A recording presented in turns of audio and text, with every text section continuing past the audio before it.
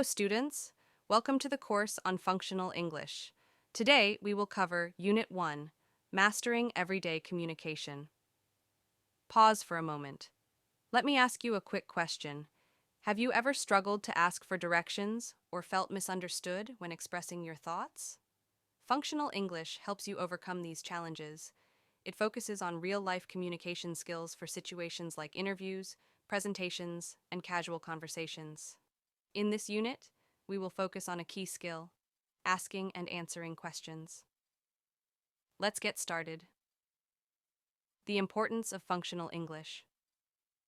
Functional English prepares you for real-world scenarios. It helps you speak confidently, write effectively, and understand others clearly. By the end of this course, you will improve your grammar, vocabulary, and communication skills. Asking and answering questions. Questions are essential for communication.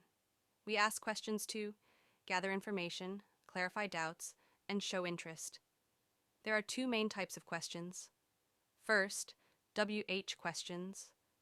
These start with words like who, what, when, where, why, which, whose, and whom. Example, what is your name? Second, yes or no questions. These are formed by inverting the subject and verb. Example, is she happy?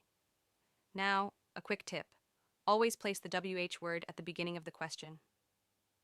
Grammar focus. Let's talk about two important tenses. Simple present tense. We use this tense to describe actions happening regularly, express facts, and talk about habits. Examples. The earth revolves around the sun. She studies daily. Present continuous tense. We use this tense to describe actions happening right now, talk about longer actions, and share near-future plans. Examples, I am learning English. He is visiting tomorrow. What's the difference? The simple present describes regular actions. The present continuous describes ongoing activity. Reading comprehension. Now, let's discuss how to understand unfamiliar words. Use context clues within the sentence or passage. Example, the barren desert was dry and lifeless. From the sentence, you can guess that barren means dry. Sentence connections. Good communication needs clear connections between sentences. We use conjunctions to link ideas. There are two types of conjunctions. First, coordinating conjunctions.